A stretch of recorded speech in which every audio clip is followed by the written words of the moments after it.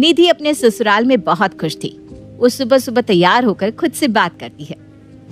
अभी माँ जी बाहर गई हुई है, माँ जी के घर आने से पहले ही मैं चली जाती हूँ, क्योंकि अगर माँ जी को ये पता चला ना कि मैं कहाँ जा रही हूँ तो वो मुझे कहीं भी जाने नहीं देंगी। ऊपर से माँ जी मुझे सुना सुना कर मार देंगी। यही सही रहेगा कि माँ जी के आने से पहले ही चली जाऊं। निधि जल्दी से तैयार होती है और अपनी सास के आने से पहले ही अपनी ननद सुमन के घर चली जाती है। अच्छा हुआ भाभी आप आ गई, मुझे ना आपकी बहुत याद आ रही थी, मिलने का भी बहुत मन हो रहा था। तभी तो दीदी मैं यहाँ आपसे मिलने के लिए आई हूँ। सुमन अपनी भाभी के साथ बैठकर बात कर रही होती है। तभी वहाँ सुमन की सास रेखा आती है और निधि को देखकर कहती है, बहू तूने बताया नहीं कि तेरी भाभी आई है? माँ जी भाभी तो अभी आई है, और भाभी आई तो मैं इनसे बात करने लगी। बातें करते करते ना समय का पता ही नहीं चला।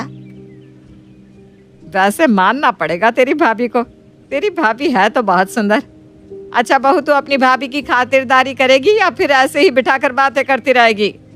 हाँ माँ जी, मैं अभी भाभी के लिए कुछ खाने को लाती हूँ। माफ करना भाभी, मेरे ना दिमाग से निकल गया। आप यहाँ बैठकर माँ जी से बात करो, मैं अभी आपके लिए कुछ खाने को लाती हूँ। सुमन तुरंत वहाँ से चली जाती है खाना बनाने, और उसके बाद सुमन की सास और निधि दोनों बैठकर बातें करते हैं। सुमन सबके लिए खाना बनाकर खाने के टेबल पर लगाकर सभी को बुलाती है। कुछ देर बाद सब लोग आ जाते हैं और साथ में बैठकर खाना खाते हैं। खाने पीने के बाद जब निधि जाने लगती है, भाभी आप आई और एक ही दिन में जा रही हो, अच्छा नहीं लग रहा है। कम से कम कुछ दिन तो रुकना चाहिए था आपको। वही तो निधि बहू, तू घर आई तो जैसे पूरे घर में रौनक ही आ गई थी। अब जा रही है तो दिल ही नहीं मान रहा, मन कर रहा है कि तुझे यहीं रोक लूं।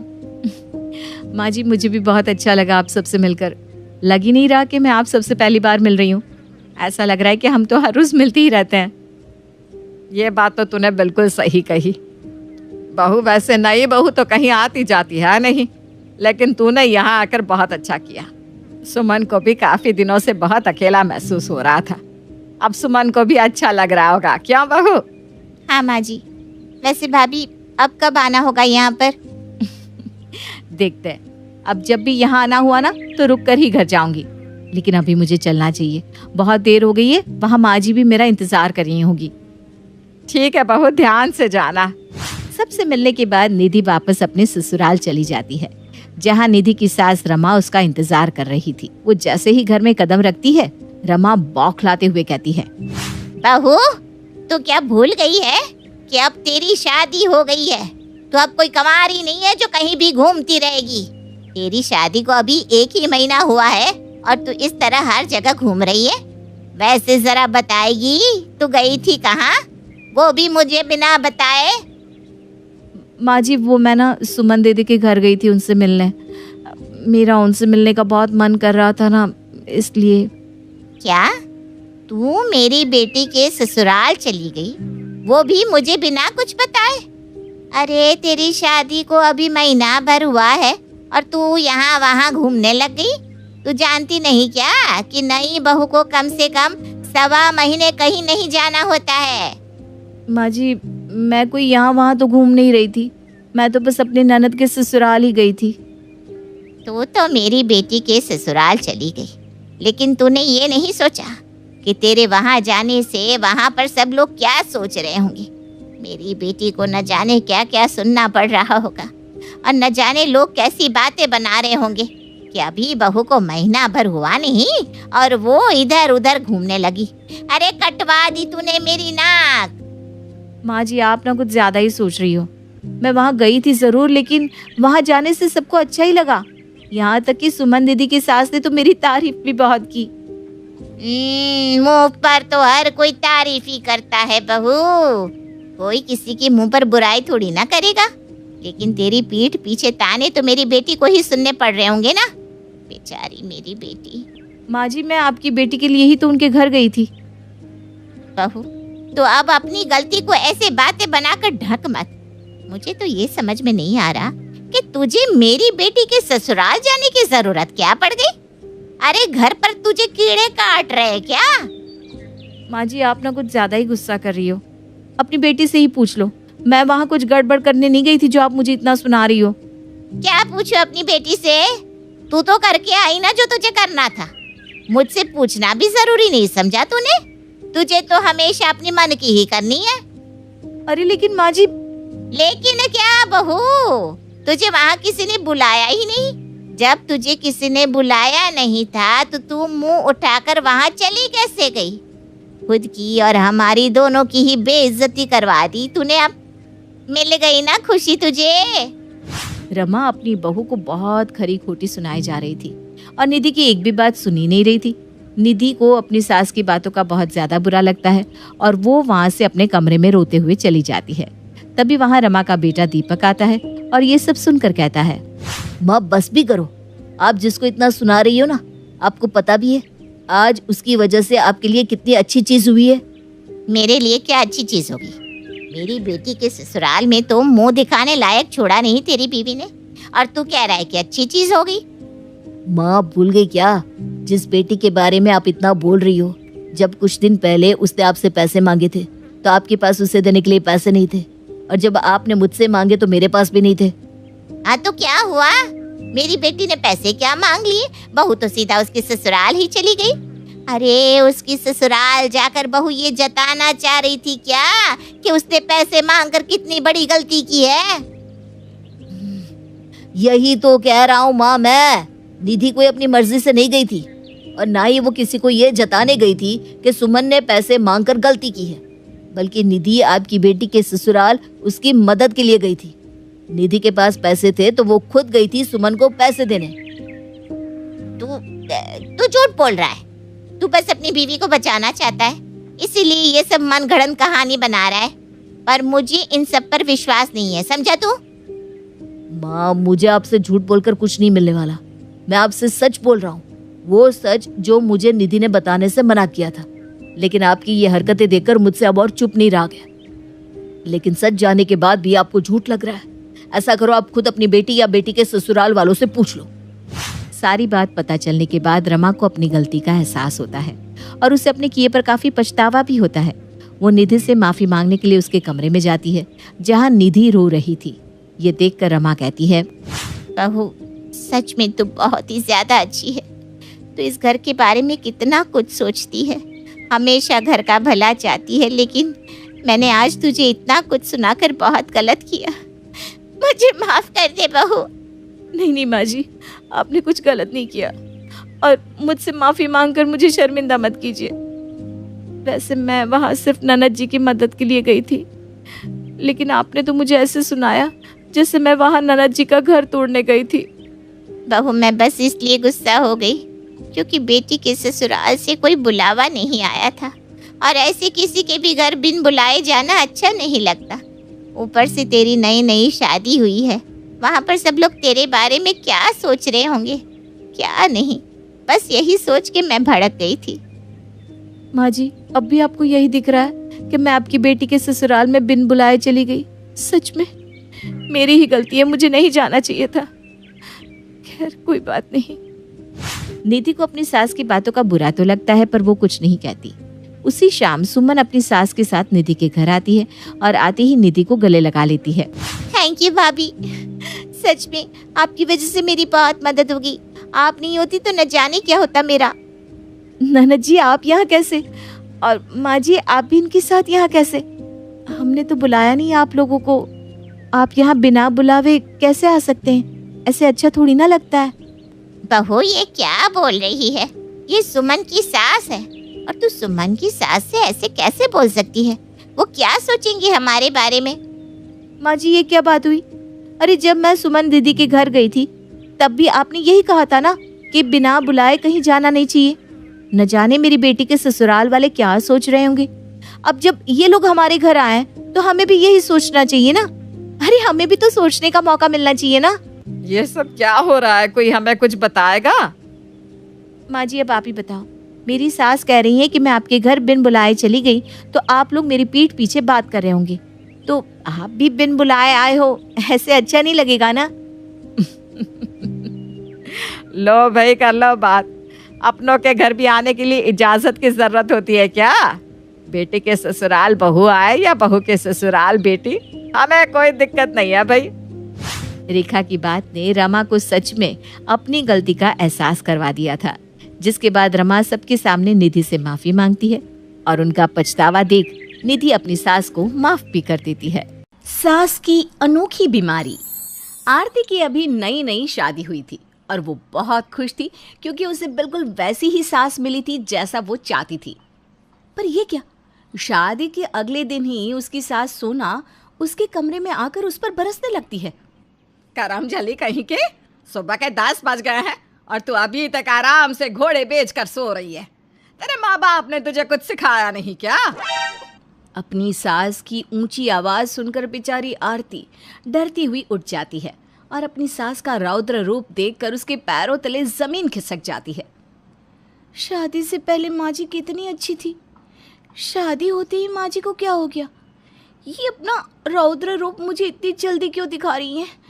सही कहते हैं सब, सास सिर्फ दिखने में अच्छी होती है, हकीकत में नहीं। सोना अपनी बहू को खरी खोटी सुना ही रही होती है कि तभी वहाँ उसका बेटा पवन आ जाता है। माँ शांत हो जाओ, हमारी कल ही शादी हुई है। बेचारी आरती बहुत थक गई थी और इसकी तबीयत भी ठीक नहीं है, इसलिए सो रही थी। मैंने ही कहा था आरती को आराम करने के लिए।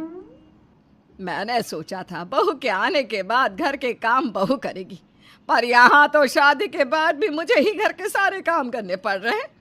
शादी के बाद तो मेरा बेटा भी जोरू का गुलाम हो गया। मेरा तो करम ही फूट गए ऐसी बहू पाकर। हे भगवान, अब मैं क्या करूं? इस तरह से सोना वहाँ से अलग अलग रंग दिखाती हुई चली जाती है। तो वहीं आरती भी फटाफट उठकर तैयार होने लगती है। तभी पवन आरती से कहता है, आरती तुम डरो मत, तुम्हें बहुत जल्द इसकी आदत हो जाएगी। किस चीज़ की आदत पवन जी? वो दरअसल ना मेरी माँ को एक अनोखी बीमारी है, टाइप्स ऑफ सासू माँ बनने की। कभी माँ अच्छी सास बन जाती है तो कभी खड़ूस, कभी पुलिस सास तो कभी डॉक्टर भी बन जाती है। और आज माँ ने ना खड़ूस सास का रोल लिया है, इसलिए वो आज पूरा दिन तुम्हें परेशान करेगी। तुम ना अपना थोड़ा ख्याल रखना। अपनी सास की अनोखी बीमारी के बारे में जानने के बाद अब आरती भी खुद को उस माहौल में ढालने की कोशिश करती है। समय के साथ सोना भी कभी गूंगी सास बनती तो कभी बड़बोली सास। पर सोना आज क्या बनी है? आइए देखते हैं। माँ जी, खाने में क्या बनेगा जल्दी से बता दीजिए, पवन जी को ऑफिस जाने में लेट हो रहा है। आरती बार बार सोना को आवाज़ देती है, पर सोना आरती की किसी भी बात का कोई जवाब नहीं देती और चुपचाप से न्यूज़पेपर पढ़ती है। ये माँ जी को क्या हो गया, मेरी बात का कोई जवाब क्यों नहीं दे रही? आज कौन सी बीमारी लगी है इनको? इतना बोलकर आरती अपनी सास के पास जाती है और अपनी सास को आवाज़ देती है, पर फिर भी सोना कोई जवाब नहीं देती। जिसके बाद आरती अपनी सास के हाथों से न्यूज़पेपर छीन लेती है और कहती है, माँ जी आपको क्या हो गया है? मैं कब से आपको आवाज़ दे रही हूँ, पर आप है कि मेरी सुनी नहीं रही। बहू, यह क्या बदतमीजी है? तूने मेरा न्यूज़पेपर क्यों छीना? और तू सिर्फ अपने लिप्स क्यों हिला रही है? कुछ बोल क्यों नहीं रही? तेरी आवाज़ चली गई है क्या?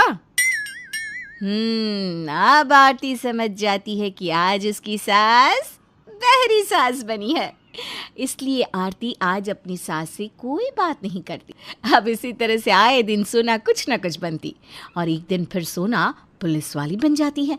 अब जैसे ही उसकी बहू अपने कमरे से बाहर निकलती है, वैसे ही सोना उसके हाथों में हथकड़ी पहनाकर उसे एक बड़े से पिंजरे में बंद कर देती है। मिस आरती, तुम्हें क्या लगा था तुम जुर्म करके बच जाओगी? तुम नहीं जानती कि कानून के हाथ बहुत लंबे होते हैं। मुजरिम कितना ही छुपने की कोशिश क्यों ना कर ले, पर कानून उसे पकड़ ही लेता है। माँ जी, आपके हाथ कुछ ज़्यादा ही लंबे हैं। मैं जहाँ भी जाती हूँ आप मुझे वहाँ से पकड़ ही लेती हैं और बार बार इस लॉकअप में डाल देती हैं। माँ जी, आपको कितनी बार बोलूँ कि मैं कोई मुजरिम नहीं हूँ, बल्कि आपकी बहू हूँ। क्यों? मेरी बहू क्या कोई मुजरिम नहीं हो सकती? मैंने अपनी आंखों से देखा है तुम्हें सब्जियों का मर्डर करते हुए। माँ जी, मैं सब्जियों का मर्डर नहीं कर रही थी, बल्कि सब्जी काट रही थी आपके खाने के लिए। देखिए माँ जी, आज ना मैं बहुत ज़्यादा थक चुकी हूँ। आज मुझे आपके साथ ये खेल नहीं खेलना, इसलिए आप मुझे लॉकअप से बाहर निकालिए ना। आरती बार बार अपनी सास को बोलती रहती है कि वो उसे लॉकअप से बाहर निकाल दे, पर सोना उसे लॉकअप से बाहर निकालती ही नहीं और हंसती हुई वहाँ से चली जाती है। अपनी सास से परेशान आरती मैं क्या करूं माँ जी का। एक तो पता नहीं इन्हें ये सारी चीज़ें कहाँ से मिल जाती है। आखिर ये फालतू की चीज़ें लेकर कहाँ से आती है। कहाँ मिला इन्हें इतना बड़ा लॉकअप। बेकार में ही मैं अपने कमरे से निकली। इससे अच्छा तो मैं कमरे में ही रहती, तो कम से कम इस लॉकअप में बंद तो नहीं होना पड़ता। इस तरह से आरती अपना सर पकड़कर बैठ जाती है। शाम को पवन आकर आरती को लॉकअप में देखता है और जल्दी से उसे बाहर निकालता है। पवन जी, ये माँ जी की कैसी अनोखी बीमारी है। मैं माँ जी की इस बीमारी से परेशान हो चुकी हूँ। मैं समझ सकता हूँ आरती, माँ की इस अनोखी बीमारी से तुम कितनी परेशान हो। हमें तो अब आदत पड़ चुकी है, बहुत जल्दी तुम्हें भी हो जाएगी। अब ऐसे ही कुछ दिन बीत जाते हैं। एक दिन सोना अपने कमरे में बैठकर आराम से हंसते हुए अपनी दोस्त से बात कर रही थी। अरे यार, तुझे क्या बताओ, मुझे ना अपनी बहू को परेशान करने में बड़ा मज़ा आता है। घर में सबको यही लगता है कि मुझे कोई अनोखी बीमारी है जिसका कोई इलाज नहीं। पर इन लोगों को कौन बताए कि ये सब तो मैं जानबूझकर करती हूँ। किसी को मुझ पर शक ना हो, इसलिए मैंने ये हरकत अपने बेटे की शादी से पहले ही शुरू कर दी थी। अरे पर तू ये सब क्यों कर रही है? ताकि मेरी बहू से कभी लड़ाई ना हो सके, और कभी लड़ाई हो भी तो बेचारी अपना ही माथा पीटती रहे। सच में सोना, क्या दिमाग पाया है तूने। वैसे तू कल क्या बनने वाली है? वैसे कल ना मैं पागल सास बनने वाली हूँ। अब आएगा मज़ा। बेचारी मेरी प्यारी बहू अपनी पागल सास को संभालेगी। मैंने तो सोच लिया है कि किस तरह मुझे अपनी बहू को परेशान करना है। इस बात से बेखबर सोना कि उसकी सारी बात उसकी बहू आरती सुन रही है। वो आराम से अपनी सहेली से बात कर रही होती है। अब आरती को पता चल जाता है कि उसकी सास को कोई अनोखी बीमारी नहीं है, बल्कि वो ये सारी हरकतें आरती को परेशान करने के लिए कर रही है। अच्छा, तो ये बात है। कोई बात नहीं माँ जी, अगर आप शेर हैं तो मैं भी सवा शेर हूँ। बनिए कल पागल सास। देखिए तो कल कैसे मैं आपका पागलपन और आपकी अनोखी बीमारी दोनों को ठीक करती हूँ। अब ऐसे ही अगले दिन प्लान के मुताबिक सोना पागल सास बनने का ढोंग करती है और बार बार अपनी बहू को परेशान करने लगती है, जिसके बाद आरती घर में कुछ पागल डॉक्टर को बुला लेती है। अच्छा हुआ डॉक्टर जो आप समय पर आ गए। मेरी सास तो पूरी तरह से पागल हो चुकी है। आप जल्दी से इन्हें पागल खाने ले जाइए। क्या पागल खाने? अरे बहू, तेरा दिमाग तो सही है ना। डॉक्टर, मैं कोई पागल वागल नहीं हूँ। माँ जी, हर पागल यही कहता है कि मैं पागल नहीं हूँ। पवन बेटा, मैं सच में पागल नहीं हूँ। मैं ये सब बस बहू को परेशान करने के लिए करती थी। अब तू ही बहू से बोलना कि डॉक्टर को वापस जाने को कहे। मैं पागल खाने नहीं जाऊंगी। मैं बिल्कुल ठीक हूँ बेटा। माँ, मुझे और आरती को अच्छी तरह से पता है कि आप बिल्कुल ठीक है। कल जब आप अपनी दोस्त से बात कर रही थी ना, तब आरती ने आपकी सारी बात सुन ली थी। बस तभी आरती और मैंने प्लान बनाया आपको सुधारने के लिए, और ये सब कुछ हमारे ही प्लान का हिस्सा था। माँ जी, अब आप मुझसे वादा कीजिए कि आप मुझे कभी भी इस तरह से परेशान नहीं करोगी। अगर आपने इस तरह से अब मुझे परेशान किया ना, तो मैं सच में आपको पागल खाने भेज दूंगी। बहू, अब तो मैं तुझे सपने में भी परेशान नहीं करूंगी। अब सोना की अनोखी बीमारी पूरी तरह से ठीक हो जाती है और उस दिन के बाद कभी भी सोना आरती को परेशान करने का सोचती भी नहीं। रीना एक छोटे से गांव में पली बड़ी थी। उसने 12वीं तक पढ़ाई की थी। गांव में कॉलेज न होने के कारण रीना आगे पढ़ नहीं पाई, पर वो बचपन से ही अपने पैरों पर खड़ी होना चाहती थी। बिटिया, देखते ही देखते तुम इतनी बड़ी हो गई। अब तुम्हारे ब्याह की चिंता होने लगी है। माँ, शादी वादी सब बाद में। पता है, पास वाली सरोज दीदी शहर से ब्यूटी पार्लर का कोर्स करके आई हैं। पहले हम उनसे ब्यूटी पार्लर का काम सीखना चाहते हैं। अरे क्या करोगी ये सब सीख के? हम भी ना अपना खुद का ब्यूटी पार्लर खोलेंगे माँ, खूब पैसे कमाएंगे। ये सब कहाँ से सुन सीख लिया तुमने? दीदी बता रही थी शहर में ये सब काम का हजारों रुपए मिलते हैं। अरे क्या पता तुम्हारी शादी कहाँ होगी बिटिया। ये सब हम कछु नहीं जानते माँ। अच्छा भाई, ब्याह से पहले सीख लेना बस। मेरी अच्छी माँ। रीना 3 महीने का ब्यूटी पार्लर का कोर्स कर लेती है। उसके कुछ ही दिन बाद उसकी शादी पास ही के शहर में रहने वाले रमेश से हो जाती है। एक दिन रमेश की माँ रमा कहती है, अरे वाह बहू, तुम खाना तो बहुत अच्छा बना लेती हो। आपको पसंद आया माँ जी? हाँ, स्वादिष्ट है। आज पहली बार तुमने अपने हाथों से इस घर में रसोई बनाई है। बताओ, नेग में क्या लोगी? नेग? तभी रमा के पति नवल कहते हैं, हाँ भाई, पहली बार नई बहू के हाथ का खाना खाते समय उसे कुछ उपहार दिया जाता है। सच? हाँ हाँ, अब बताओ तुम्हें क्या चाहिए? वो माँ जी, मैंने ब्यूटी पार्लर का काम सीखा है। मैं अपना खुद का ब्यूटी पार्लर खोलना चाहती हूँ। क्या? इस घर में यह सब नहीं होगा। ये क्या कह रही हो बहू? हमारे घर की बहू ये सब काम नहीं करेगी। इस पे बुराई क्या है माँ जी?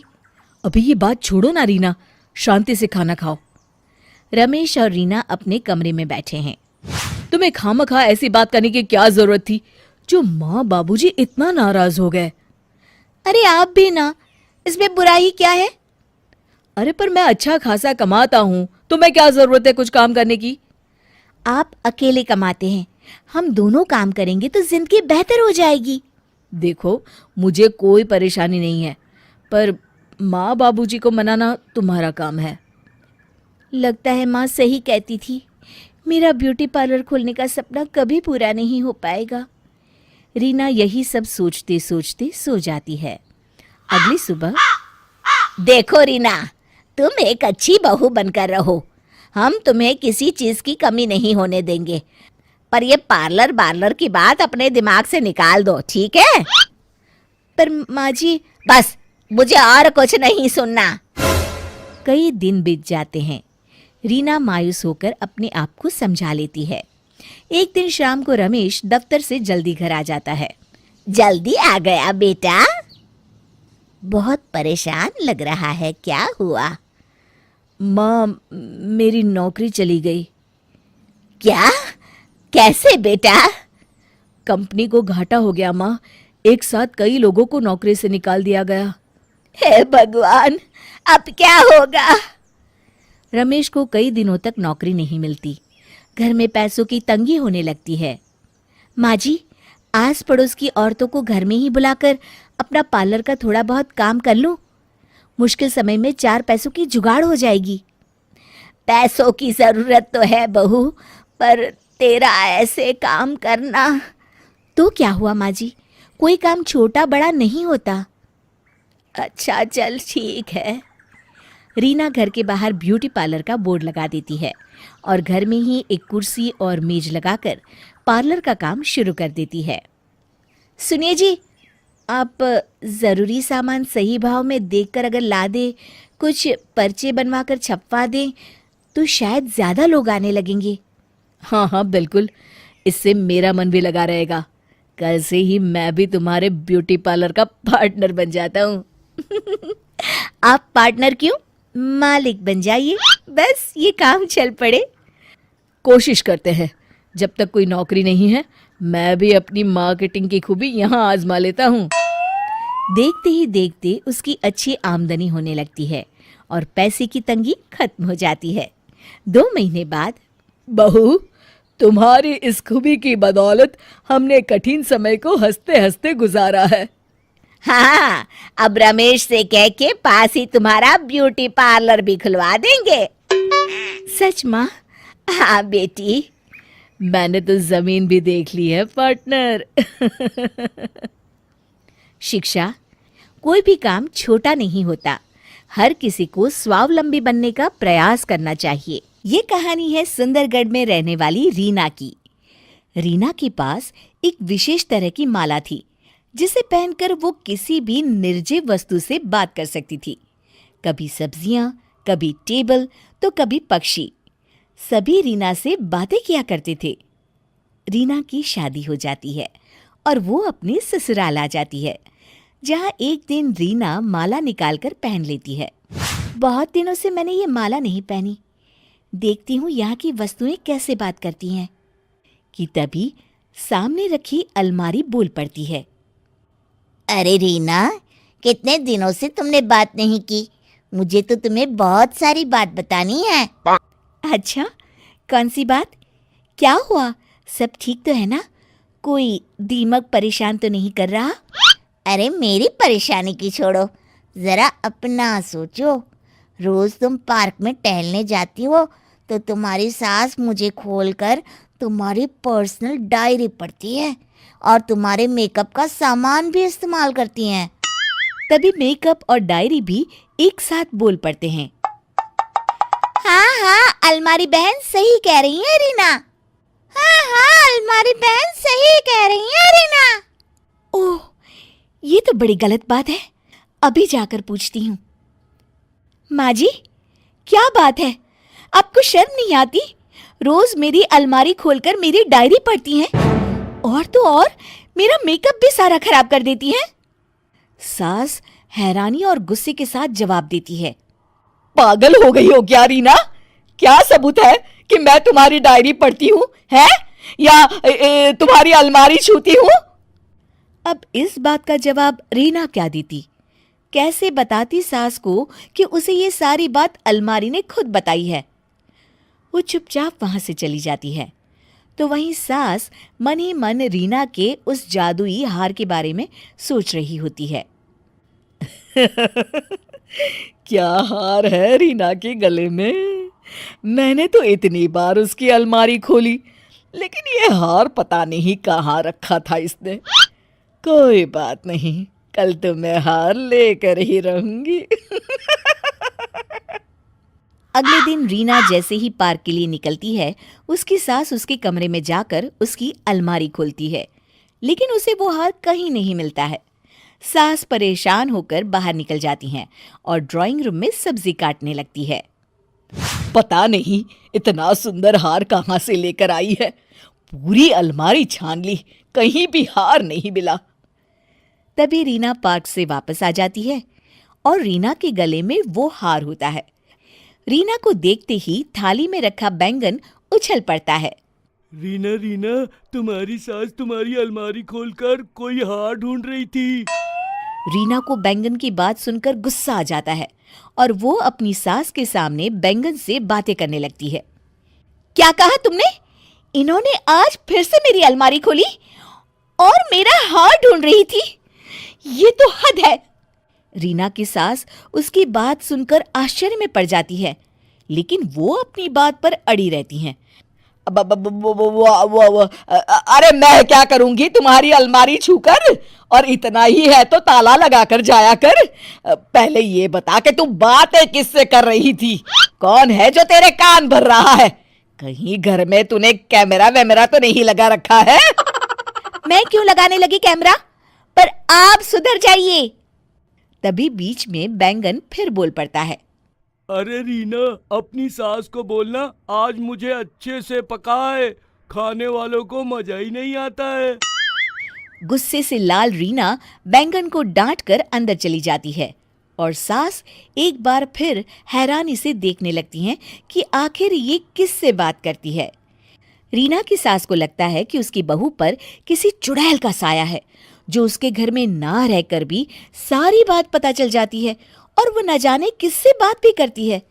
रीना की सास अगले दिन एक तांत्रिक को उठा लाती हैं, जो रीना के सर से भूत उतारने के लिए आता है। रीना, ओ रीना, जरा बाहर आ। आज तो मैं तेरा भूत उतार कर ही रहूंगी। न जाने किस किस से बात करती है। तभी रीना वहां आ जाती है। रीना के गले में वो माला होती है। सास और तांत्रिक को देखकर उसे बहुत गुस्सा आता है। वो अपनी सास से कहती है, अरे माँ जी, मेरे ऊपर किसी भी भूत का साया नहीं है। जो है वो आप ही हैं और ये तांत्रिक वांत्रिक कुछ नहीं होते। ये सुनकर तांत्रिक को गुस्सा आ जाता है। बेवकूफ औरत, अब देख, मेरे पास ये खास तरह का झाड़ू है जो खुद बादशाह अकबर ने मेरे पूर्वजों को दिया था। जिसके भी सर पे ये झाड़ू पड़ता है ना, उसके सर से भूत भाग ही जाता है। अब आएगा मजा। हाँ। तभी तांत्रिक का झाड़ू हंसने लगता है। अरे रीना, इस पागल तांत्रिक को बोल मैं बादशाह अकबर के पास से नहीं बल्कि पास के अकबर भाई की दुकान से कल ही आया हूँ। और हाँ, मेरे पैसे भी अभी तक इसने दुकानदार को नहीं दिए हैं। और रीना से बोलता है। रीना भी झाड़ू की बात सुनकर हंसने लगती है। तांत्रिक रीना की सास से कहता है, लगता है इसका भूत फिर से इसके सर चढ़ गया है। और देखो, अभी तो मैंने झाड़ू चलाई भी नहीं, तब इसका ये हाल है। देखो जरा कैसे डर के मारे झाड़ू देखकर रो रही है। तभी रीना तांत्रिक को कड़क आवाज में कहती है, ढोंगी बाबा निकल जा यहाँ से, वरना सबको बता दूंगी कि जिस झाड़ू को तू बादशाह अकबर का बता रहा है ना, वो तूने कल ही पास अकबर भैया की दुकान से उधार में लिया है।